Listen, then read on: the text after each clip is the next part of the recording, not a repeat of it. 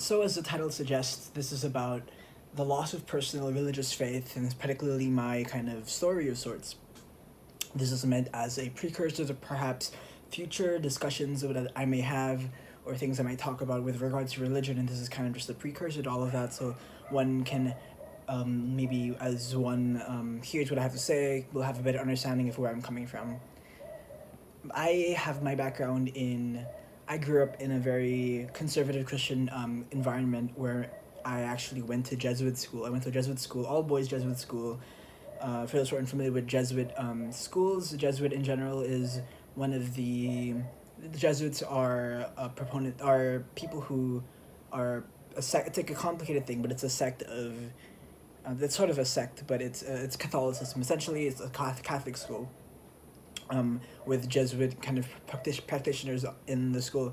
And growing up, I think the interesting thing about faith is that you grow up without ever really considering alternatives, right? Because things that you understand when you come into sense of your knowledge and sense of yourself and sense of the world around you, you have to some degree take it as it is because you don't really have the capability perhaps to even doubt what you are experiencing or what you are told or what you have to believe in, because if you don't have any kind of trust in any kind of authority as you were younger, you will not be able to kind of make sense of anything. So you kind of have to have trust and faith in a certain authority, whether that is your parents or your teachers or your older siblings.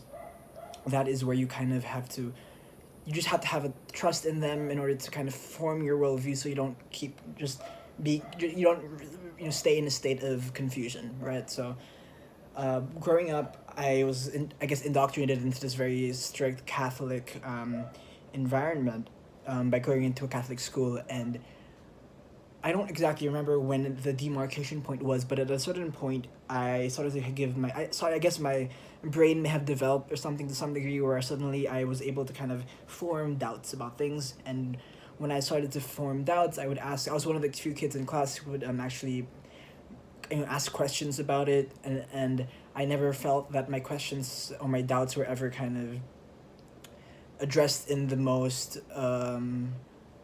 how to say this, but just addressed in the best of ways. So growing up, I had to kind of bear with me a lot of these weird doubts that I was going to have. And at the time I didn't really understand the history of thought, right? So for example, one of the biggest issues that one may have when thinking about any kind of religious context, but specifically I had when I was in the elementary school. It is the classic question of the nature of evil and where evil comes from and why evil is there of sorts. And it is something that I would bring up at some points, and I would never get any kind of great response. And I didn't realize at the time, I didn't know it all at the time.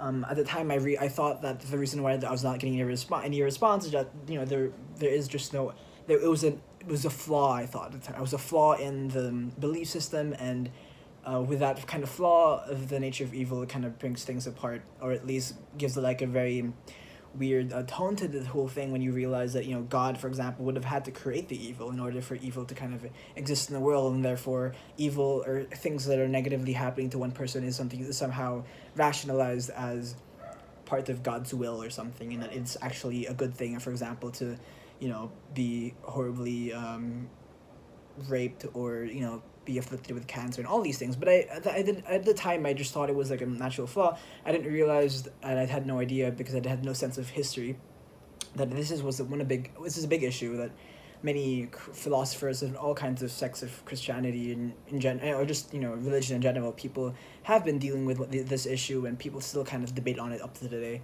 And maybe it wasn't necessarily fair for me to assume that my elementary school teacher, would have had the perfect answer for it. But it was inevitable from those early doubts and the inability for anyone who I would assume was an authority on these kinds of things to assuage any of my kind of feelings. So and when you put that in collaboration, perhaps collaboration is not the right word, but in coordination, or in if you add to that other questions in my mind, for example, I was just surrounded by a lot of extreme virtue signaling with regards to religion, especially people who are there was an assumption of which that when that one's devotion to their, for example, their weekly rituals to mass, for example, or their amount of donation to the church, or their openness in discussion of their prayer life or something. There was an assumption of sorts that that was a direct that would directly correspond to their own sense of goodness in the world. And I was just very much aware of many people who I was very familiar with who was definitely capable of, and I would, be witness to their demonstrations of just evil, or not even evil may not be the right word, but everyone is kind of flawed in some way, but it didn't seem to actually correlate with the devotion with specific religious traditions did not necessarily correlate with goodness in my experience, and I felt that the kind of virtue signaling was kind of felt very false because of that. Another issue, of course, was when I found out about the whole priests raping children, for example. That was something that was a big no-no, and because priests are supposed to be those in authority, so the fact that they would, it's something that I have more, how do I say it? I have more complicated and more nuanced thoughts, and many of these issues I've been presenting today as I got older. But this is just me in elementary school, and I started to have doubts, and I was kind of losing my faith in the assumption of authority that one would have in terms of just in a religious spiritual context. And it's kind of something that I guess you kind of associate as a type of disenchantment. Perhaps you get disenchanted with the world around you because when you first begin to doubt and realize that the people who you assumed were authorities in your life are actually, they don't know anything either, or perhaps they're just as confused, if not even more confused than you maybe. And that's one of the few steps that really kind of brought into my sense of just disillusionment perhaps with religious, or at least organized religious context. But this was me growing up, and as I got older, things never, the doubts I may have had or the questions I may have had were never really it was never well explained to me why these things were supposed to be done, and perhaps it could have been rationalized in some way that it just was never presented to me very convincingly, at least in my perspective. But that was definitely one of the few things that kind of brought me away from just a solid kind of religious tradition that growing up.